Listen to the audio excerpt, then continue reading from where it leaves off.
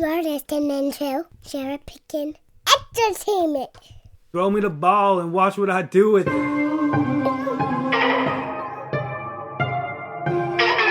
are now tuned into the Cherry Pickin Podcast with your host, Andre Cherry.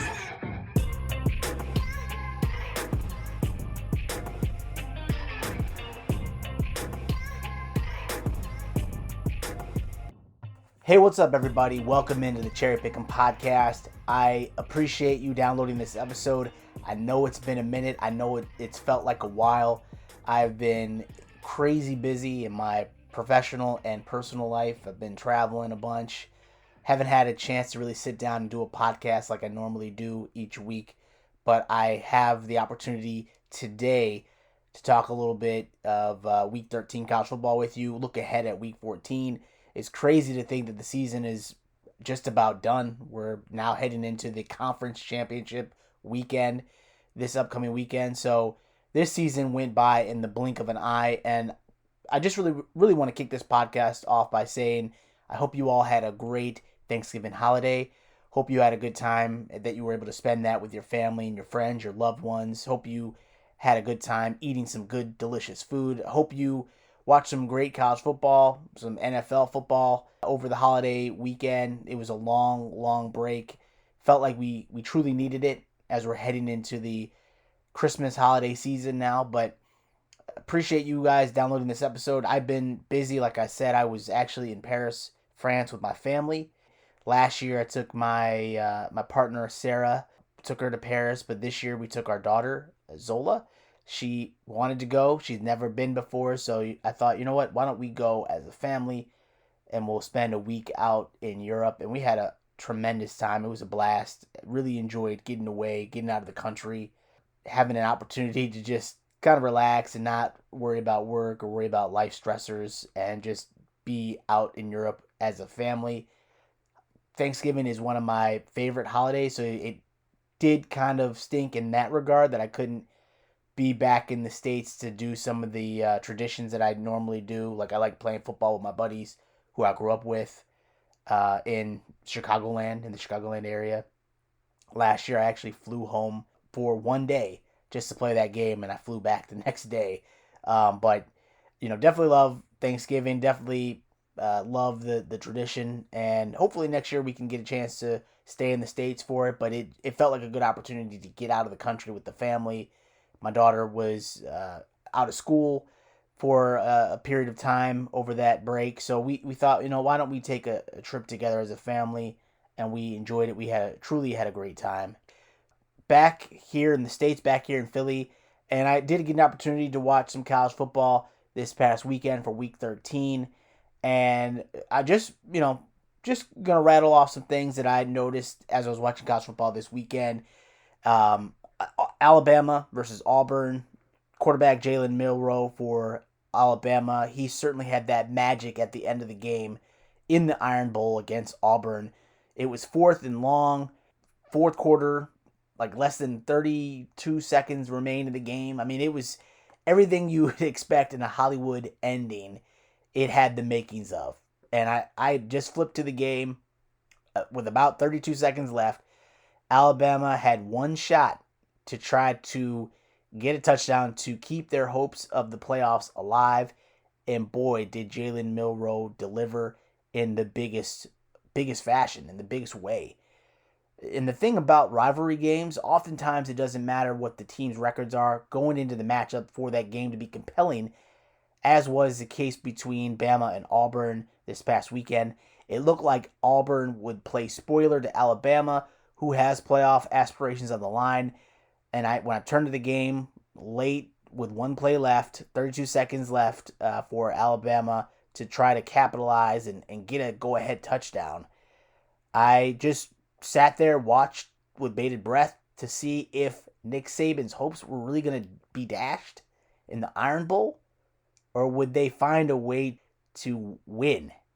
And boy, was I impressed. Milroe has that moxie. He stood in the pocket unpressured for what felt like an eternity before he launched a dime to wide receiver Isaiah Bond in the back of the end zone for a touchdown, which ultimately won the game against Auburn in the Iron Bowl. that magic is what makes college football special and keeps a team's hope alive.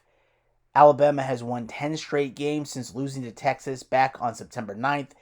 Bama will need some more magic against Georgia in the SEC championship game if it expects to punch a ticket to the playoffs. The Georgia Bulldogs are 12-0, and they have the sixth best scoring defense in FBS, limiting opponents to only 15.8 points per game. So it's going to be no easy feat. But Alabama lives to see another day, and that's what you hope for when you're in college football.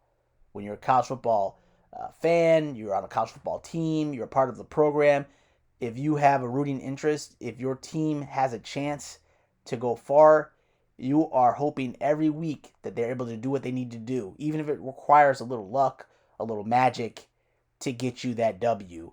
That's all that really matters at the end of the day, getting that W to keep your hopes alive. And Bama is playing for an opportunity to make it to the playoffs. They're playing for the SEC championship game, SEC championship title, which is ultimately a great thing. But in doing so, they also have a shot of making it to the playoffs. So they're sitting perfect. They're sitting pretty right now. And anything can happen. Anything can happen. So shout out to Jalen Milroe and that Alabama team for doing the unthinkable. And shout out to wide receiver Isaiah Bond for making that crazy catch in the back of the end zone. I mean, it's something you got to rewatch on YouTube because it was so unbelievable that he was able to catch that ball with everything on the lines, with all the hopes, all the pressure, everything was riding on him completing that catch, and he did it.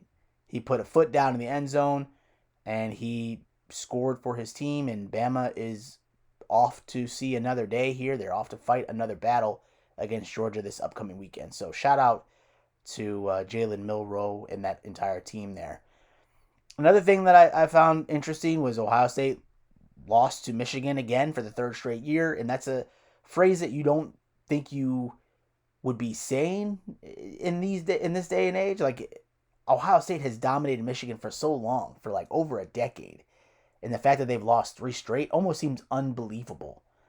And I'm not an Ohio State fan. I'm not really a Michigan fan either, but I do like seeing somebody else aside from Ohio State get a shot to, win the Big Ten championship and potentially make it to the playoffs again. So I like seeing the parity within the Big Ten because it gets a little boring. It gets a little repetitive to see Ohio State dominating year in and year out. And I know Michigan is no, bottom feeder team out of the Big Ten. They are one of the most dominant teams in the Big Ten as well. You got to put Penn State up there as well. It's so great to see somebody else aside from Ohio State win the Big Ten. And I say win almost a little presumptively. They still have to play Iowa this upcoming weekend in the Big Ten title game. But chances are good that Michigan will dominate Iowa this weekend, and they will be Big Ten champs, and they will be in the playoffs again.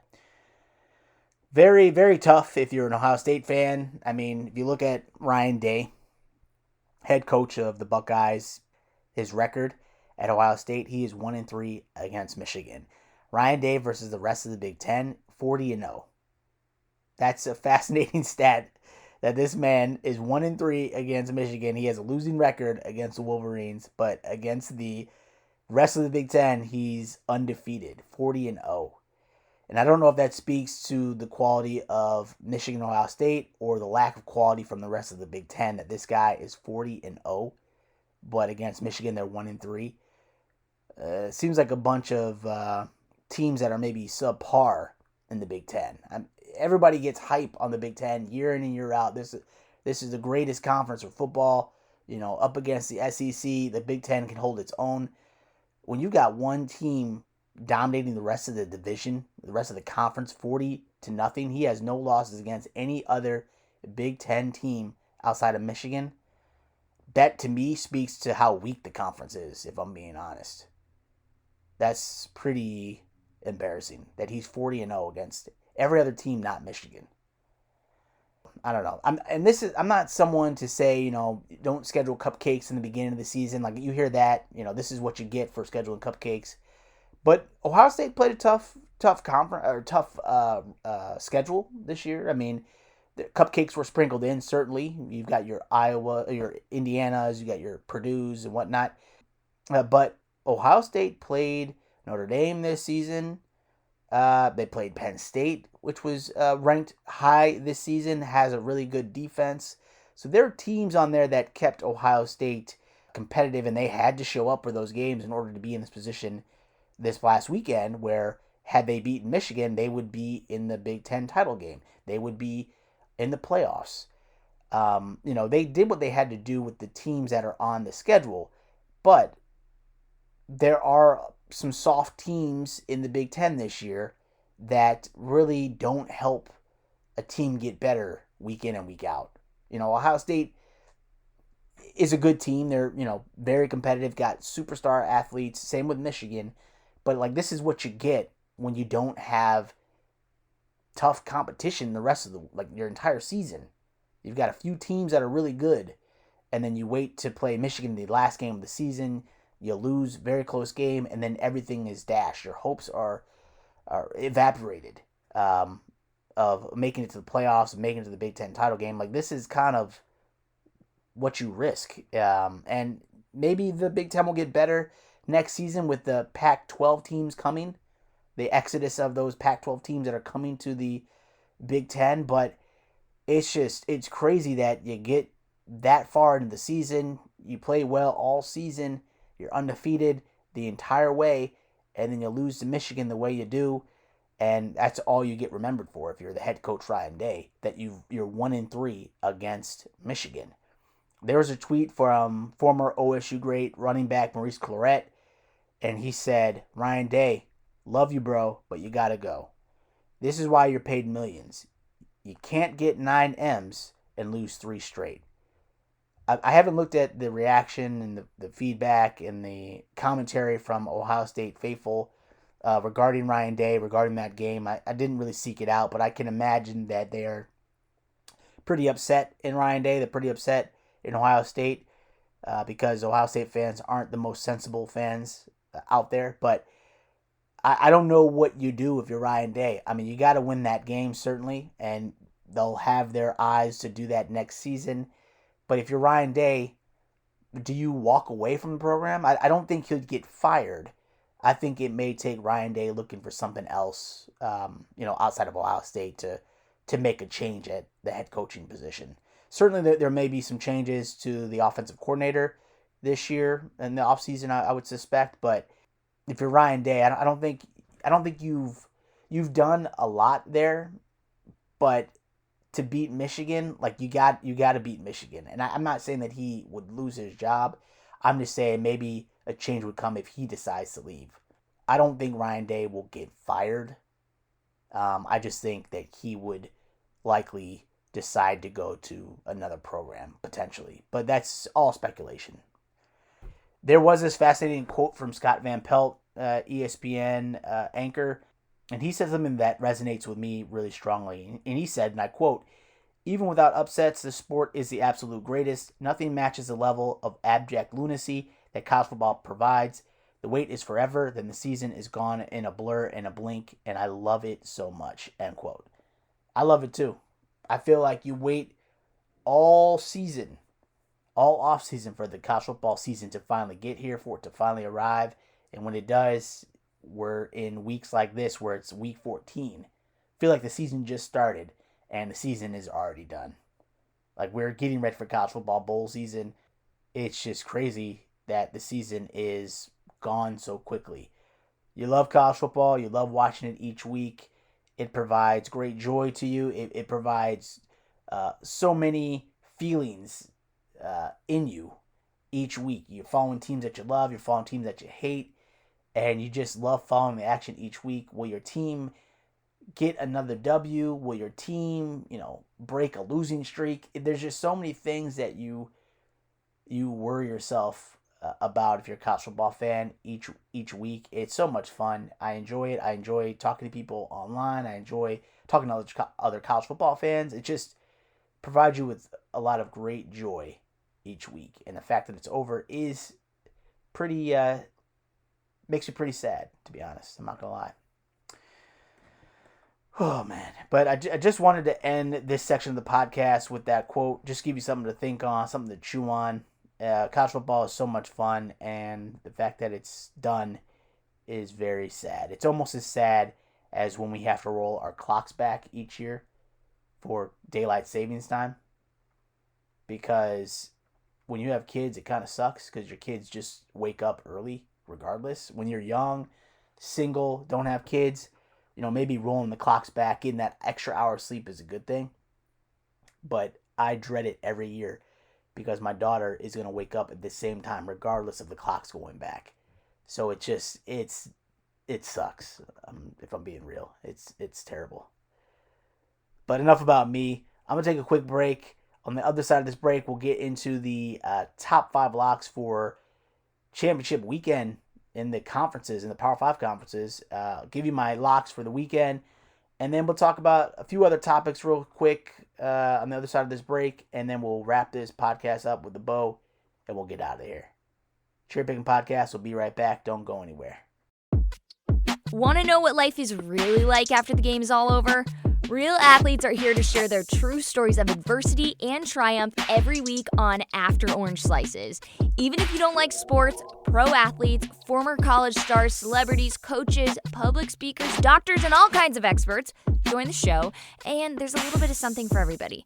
Join me, Bridget, for a slice of inspiration, plus your everyday sports news sprinkled in. New episodes every Friday at 8 a.m. Pacific Standard Time, available anywhere you get your podcasts.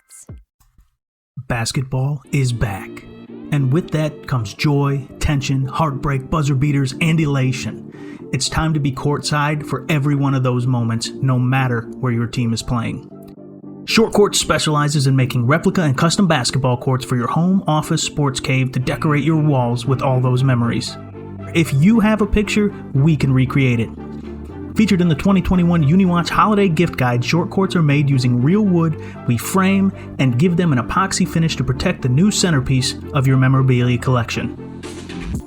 With previous customers including Northern Kentucky University, Southern Utah University, 199 Apparel, The Perimeter Podcast with Adam Morrison, and many more celebrating the careers and retirements of their coaches, it's time you visit shortcourts.com for more info and a gallery of our work, or you can send us an email, info@shortcourts.com. Be sure to find us on social media, just search for Short Courts. It's time to bring the home court home. Hey everybody, welcome back to the show. I now will give you my top 5 locks for Week 14 action within the Power 5 conferences. This is the Conference Championship weekend. Can't believe we're already here, but in the ACC, I'm taking FSU over Louisville. I think these two teams are more evenly matched than maybe most people may think.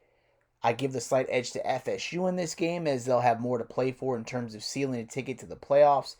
And if we look at Louisville, this is the first trip to the ACC Championship football game for Louisville. So shout out to Louisville and that whole squad. The Seminoles of FSU will make their 6th trip to the ACC football championship game, and it's the first since 2014 when they won their 3rd consecutive ACC championship title with a convincing win over Georgia Tech. I say convincing, it was actually only 2 points, but 37-35 win over Georgia Tech. And so FSU returns to the championship game in what felt like a long-ass time, if I'm being honest. I mean, it felt like FSU had been so mediocre for so long, and they were able to turn it around this season. Shout out to FSU. I think it's good for the ACC brand. It's great for Louisville to be there as well. The fact that they are in this championship game, this position after improving from last season, so taking a considerable step forward. It's definitely something that needs to be celebrated for both of these teams. So shout out to both of them. I'm taking FSU over Louisville. In the Big Ten, I'm taking Michigan over Iowa. Shout out to Iowa for making it to the Big Ten title game this season, even though they didn't make it look easy or flashy or fun. Those Iowa games are not fun to watch. But if you do like points, you'd rather be watching another team because Iowa does not score a lot of points. Their defense plays really well, but yikes, man. It's just boring stuff. They will make it. They made it to the championship game, but they will get absolutely destroyed by Michigan this weekend, especially considering that this will be the first game that head coach Jim Harbaugh will be back on the Michigan sideline for after he served a 3-game suspension for sign stealing. So it was really not much of a punishment at all. I mean, you're not going to be able to join your team for the last 3 games of the season, arguably the toughest games of the season for Michigan. But I mean, come on now, that's like not really a punishment if I'm being real. But Michigan will beat the brakes off of Iowa this weekend, so I'm taking Michigan over Iowa in the Big Ten. In the Big 12, I'm taking Texas over Oklahoma State. Oklahoma State is a very, very confusing team. They truly, truly are, if you've been following them this season. I'm curious to see if Texas can leave the Big 12 Conference with the title over OK State this upcoming weekend, a team who had a very perplexing season this year. Texas will play in the Big 12 title game for the first time since 2018 and the 7th time overall, the second most appearance in conference history. The Longhorns won the inaugural Big 12 championship in 1996 as well as in 2005 and 2009. Texas is capable, but OK State, like I said, is very perplexing. The Cowboys lost to South Alabama in Week 3 at home by a score of 33-7, followed by a loss to Iowa State on the road. The only other loss for Oklahoma State this season came to UCF, in which the Golden Knights humbled OK State by a score of 45-3. So I don't know what is going on. I don't know what's in the water down there in Stillwater, but Oklahoma State can beat the toughest teams and then lose to teams that they shouldn't be close against Iowa State. It shouldn't be close against South Alabama. It's very confusing, very perplexing. I wouldn't be surprised if OK State puts up a really impressive fight against Texas, but I am expecting Texas to win this game, to have an outside shot of making it to the playoffs if things kind of shuffle and fall in favor of Texas making it. They certainly have a shot to make it to the playoffs. They need to beat OK State. I think Texas will be really, really pumped for this game to beat OK State, to win the title on their way out of the conference to the SEC next season. So I give the edge to Texas in that regard, but I wouldn't be surprised if OK State makes it competitive, it makes it close, because OK State has been doing that all season long. You kind of scratch your head, like OK State is losing to South Alabama. What? They got blown out? But then they beat Oklahoma, a ranked team. So it doesn't make any sense. You can't really make sense of it. So I'm taking Texas, but I wouldn't be surprised if OK State makes it close. In the Pac-12, I'm taking Washington over Oregon. This is another game where my heart is saying Washington, and I'm taking the Huskies over Oregon for the reasons of wanting Michael Penix Jr. to go out on top. I think he's a phenomenal athlete. I've enjoyed watching him his entire season. But if I'm being real, Oregon will be hungry for this win. After the Ducks lost to the Huskies earlier in the season by only 3 points, the Ducks have been beating its opponents pretty convincingly. Washington, by comparison, has outlasted a handful of opponents this season and has won games very close. So they don't get any style points for winning some of the games on their schedule the last half of the season. Washington is a very capable team. It would be good to see them make it to the championship and make it to the playoffs. But if I'm being real, Oregon is going to be hungry, and this is a perfect revenge game for the Ducks. So I think it will be very, very close. My heart is saying go Huskies, but my head knows that this game will be close, and the Ducks may have a very real chance of beating the Huskies in a revenge game this weekend. So I preface that, but Washington over Oregon in the Pac-12. In the SEC, I'm taking Georgia over Bama. Georgia, if you can believe it or not, hasn't lost a game in close to 2 years. The last time the Dogs lost was to Alabama in the SEC championship game back on December 4th, 2021 by a score of 41-24. So if anybody's going to beat Georgia, I believe it's Alabama this weekend. They will be the only team that stands in the way of Georgia repeating again as playoff champions this season is Alabama. If I'm being real, I think Alabama poses the biggest threat to Georgia. I'm taking the Dogs in this game, but I realize Bama is rolling. I realize that there's that Nick Saban factor that could make it a very, very compelling game. So I'm really going to be excited to watch all these games, but this Georgia-Alabama game has the makings of a great, great matchup this weekend. So I'm taking the Dogs over Bama this weekend. So let me run those back for you one more time. In the ACC, FSU over Louisville. In the Big Ten, Michigan over Iowa. In the Big 12, Texas over OK State. In the Pac-12, Washington over Oregon. And in the SEC, Georgia over Alabama. Before I get out of here, I just want to finish off with a few additional notes that I had about this college football season. I will say, first off, I'm very pleased with how NC State finished the season this year. Right now, they're 9-3 overall. They were 6-2 in the conference. They finished the season in third place behind Florida State and Louisville. NC State improved from last season, as did FSU and Louisville, so it's good to see the conference get better. Clemson got worse, which we all know about. But ever since Steve Smith Sr. embarrassed NC State on College Game Day, the Wolfpack have gone on this undefeated streak, winning 5 games in a row, including dominating 39-20 victory over hated rivals UNC. The Wolfpack have now won 3 in a row against North Carolina, and that's just, you'd love to see that. You just love to see that. Head coach for NC State, Dave Doeren, has this team within reach of 10 wins, which has only happened one other time back in 2002 when Chuck Amato was the head coach. We had Phillip Rivers, T.A. McClendon. We had some superstars on that team. And that's when the Wolfpack went 11-3 back in 2002. Transfer quarterback Brennan Armstrong stepped up in a tough position. He stepped back into the quarterback role with MJ Morris on the sidelines after deciding to preserve a red shirt, which is really fascinating. This guy was starting. He was a starting quarterback at NC State, and he's going to try to preserve a red shirt to transfer out, presumably. I am pleased with this moment, but I'm not losing sight of the bigger picture. The Wolfpack will have to fill another huge void at quarterback next season. With Armstrong departing next season and Morris potentially gone, who is next up on the roster? Like, is there anybody on the roster right now that is ready to go for next season? I doubt it. Or will Dave Doeren go the portal route again next season? I feel like portal is just an easy way it's a Band-Aid fix. Like, we need to start investing and developing the next superstar at NC State at that position, the most important position. And I'm worried that if we don't have a guy already in the waiting, we're going to have to rely on the portal to fix this. It's just a slippery slope. I don't like it.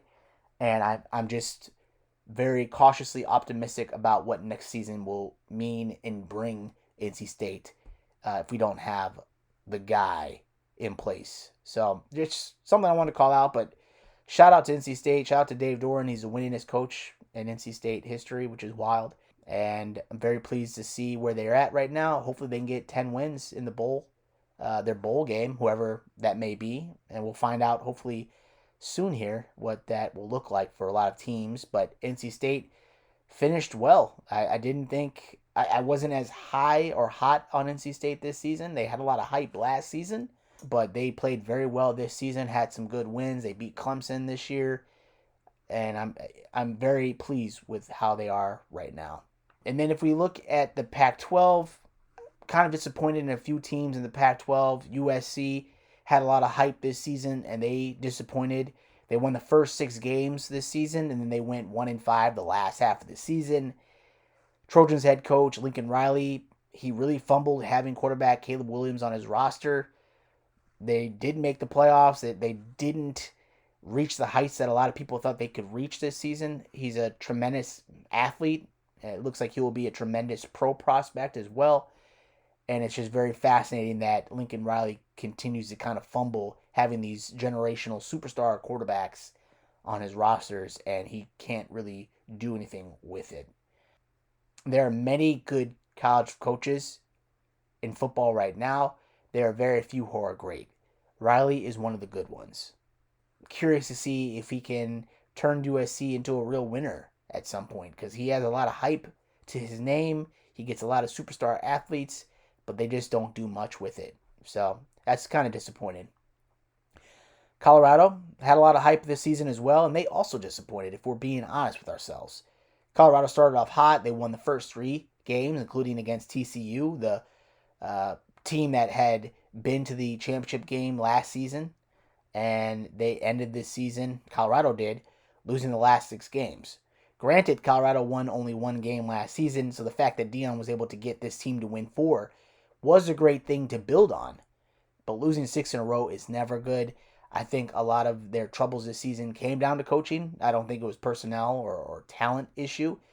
I think that Dion was outcoached, and I think he still has a way to go to become a really solid head coach, but he's still figuring it out. This is a different level than FCS football. This is not HBCU football. You're playing top football in the Power 5, and they had a lot of hype. He's a good salesman. He's a great speaker, a great motivator, but if you look at it, at the end of the day, I mean, that's bad coaching. Some of those games they had a shot to win, and they couldn't overcome. And so I really hold that on the coaches to be better next season. So as much as he'll say he needs to get kids from the portal, or he needs to find talent, he needs to find dogs that really want to fight, a lot of it comes down to coaching, if I'm being honest, if we're being honest with ourselves. And he's going to have to do a lot of growth next season to hopefully turn the program into the direction that it wants to go into. I thought for sure they would hit a bowl game this season. The way they started, there were games on this roster, games that they lost, that they could have won to become bowl eligible. They missed that mark. That's disappointing. Winning 4 games is certainly an improvement from last season. That's great, but the way you finish says more than how you start, and they're gonna have to figure it out next season if they want to be relevant.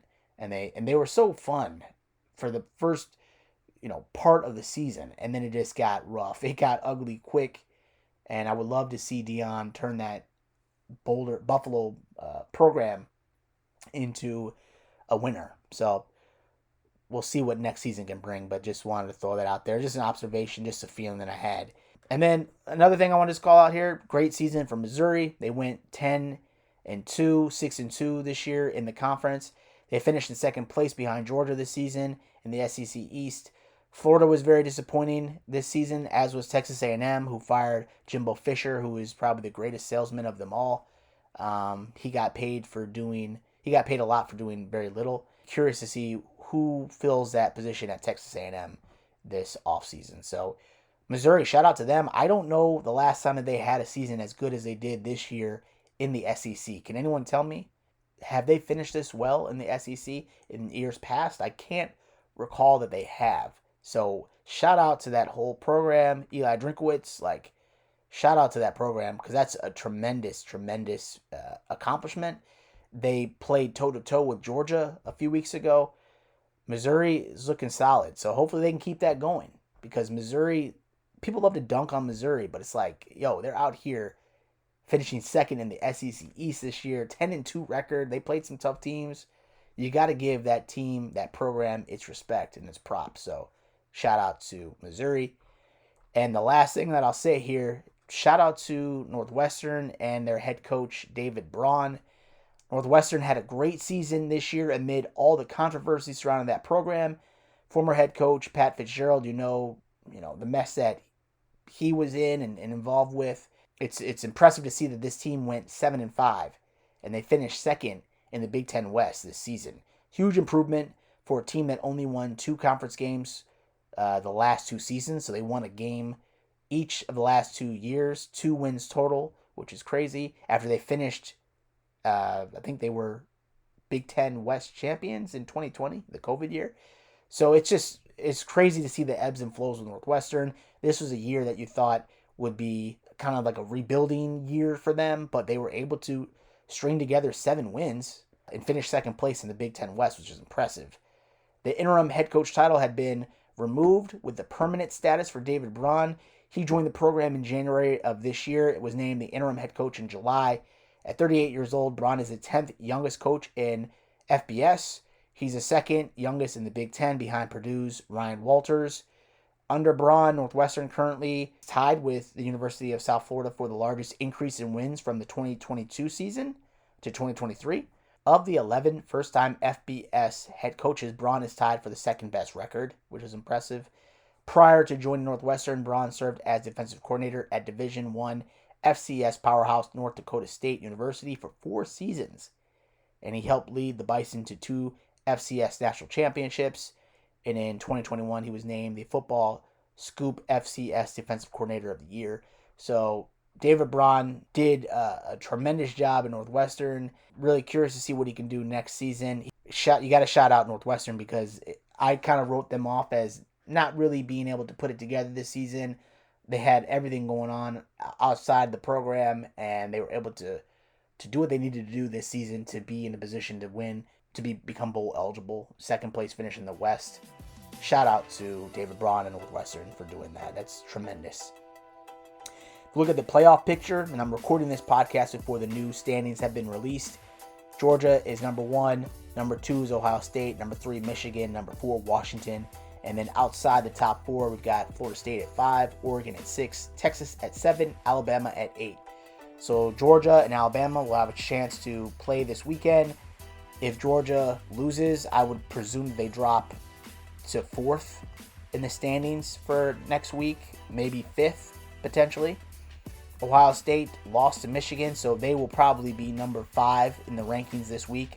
I'm just sensing that they would just barely miss the playoffs with that loss to Michigan. And then Oregon has a chance to play themselves into the playoffs as well. If they beat Washington this upcoming weekend, they probably would switch spots. So Washington would go to 6, Oregon would go to 4. So we're potentially looking at, Michigan has probably sealed their ticket. They're probably in. They will probably do no better than a number 2 seeding or ranking. They probably will flip with Ohio State this weekend. So it'll probably be Georgia number 1, Michigan number 2, number 3, Washington, number 4, Florida State. I'm just kind of shooting off the hip here. But there's plenty of action this weekend. There's plenty of impact that these matchups in the championship weekend will have on the playoffs. So if you are a fan of Ohio State, feeling bummed that you lost last weekend, you probably have a good shot to make it into the playoffs. You need a little bit of luck, a little bit of that magic, but you will be on the outside waiting for some of these teams to shuffle after this weekend, because there will certainly be some teams that will lose and will probably drop their spots in the playoff ranking right now, the top 8. So there's still a lot of action to be seen here, and there's still a lot riding on what happens in each of these conference games this weekend. So hold on, sit tight. It'll be fun, and I can't wait to see how it all shakes out next weekend. But thank you so much for downloading this podcast. Thank you for following along with me on this journey. I hope you have a great week. Hope you have fun watching college football week 14, and I can't wait to talk to you soon. Take care, everybody. Have a good one. Peace. College football is so much fun, and the fact that it's done is very sad. It's almost as sad as when we have to roll our clocks back each year for daylight savings time, because when you have kids, it kind of sucks because your kids just wake up early regardless. When you're young, single, don't have kids, maybe rolling the clocks back, getting that extra hour of sleep is a good thing. But I dread it every year because my daughter is going to wake up at the same time regardless of the clocks going back. So it sucks. If I'm being real, it's terrible. Thank you again for tuning into my Cherry Pickin' podcast. If you enjoyed this episode, please feel free to subscribe to my show and drop me a rating on Apple Podcasts. All of my digital content can be found at the website CherryPickin sports.com. And if you are looking to interact with me via social media, my Twitter handle is @Cherry_Pickin. That's PICKIN. On my Twitter, you'll also find a link to my blog where I post my weekly college football predictions and analysis. I can also be reached via email at cherrypickinsports@gmail.com. Please feel free to reach out to me regarding what you like about this podcast or about what content you'd like to hear more of on future episodes. I sincerely thank you for your support, and I can't wait to talk to you again soon. Take care.